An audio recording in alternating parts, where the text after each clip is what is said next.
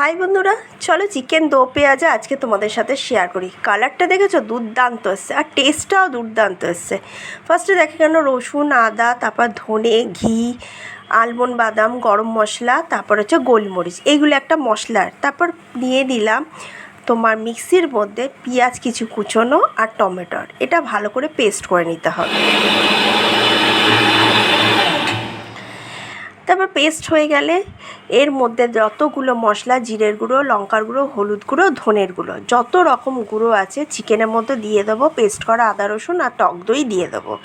ভালো করে এটাকে কিন্তু ম্যারিনেট করতে হবে। আর তার মধ্যে একটু দিয়ে দিব কাশ্মীরি লঙ্কার গুঁড়ো, যেটার দ্বারা চিকেনের কালারটা সুন্দর আসবে, নট টেস্ট সুন্দর হবে, কালার সুন্দর হবে।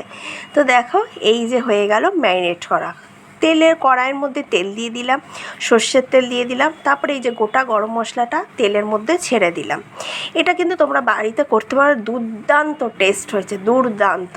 তারপর এখানে পেঁয়াজ, একটা গোটা পেঁয়াজ দিয়ে দিলাম। ভালো করে পেঁয়াজটা ভাজছি। যেহেতু চিকেন দো পেঁয়াজা, মানে বুঝতেই পারছো পেঁয়াজের পরিমাণটা তো একটু বেশি থাকবেই। তারপর এখানে বেটে রাখা তোমার হচ্ছে পেঁয়াজ আর টমেটোটা ভালো করে পেস্ট করে নিচ্ছি। পেস্ট মানে সুন্দর করে কষিয়ে নিচ্ছি। দেখো তারপর হচ্ছে ম্যারিনেট করা চিকেনটা পুরোটাই দিয়ে দেবো। এখানে তো ম্যারিনেট করার সময় তোমাদের বলেইছি কীভাবে ম্যারিনেট করবে। মোটামুটি 20 থেকে 25 মিনিট ম্যারিনেটটা করবে। তাতে যত মশলাগুলো চিকেনের ভেতরে যদিও কষালে যায়, কিন্তু একটা সফটনেস থাকে বা মশলাগুলো একটু চিকেনের মধ্যে থাকে, একটু নুনগুলো চলে যায়। তারপর আলমন্ডটা ভালো করে পেস্ট করলাম। এখানে হচ্ছে ঘি দেব কড়াইয়ের মধ্যে, ঘিটা দিয়ে। আর কড়াইটা আমার একটু ইগনোর করো, আমি পরে একটা সুন্দর কড়াই ইউজ করব। আর এখানে আমি দিয়ে দিলাম ধনে। ঘিয়ের মধ্যে ধনেটাকে ভালো করে ভাজবো, ভেজে মানে একটুখানি ফ্রাই হবে, বুঝতে পারলে? আর ঘিয়ের গন্ধটা দুর্দান্ত আসছিল। তারপর আবার আমি একটা পেঁয়াজ নিলাম, সেই পেঁয়াজটা ধনে আর হচ্ছে ঘিয়ের মধ্যে ভালো করে ভেজে এটা আমি মিক্সি করে একটা পেস্ট বার করব।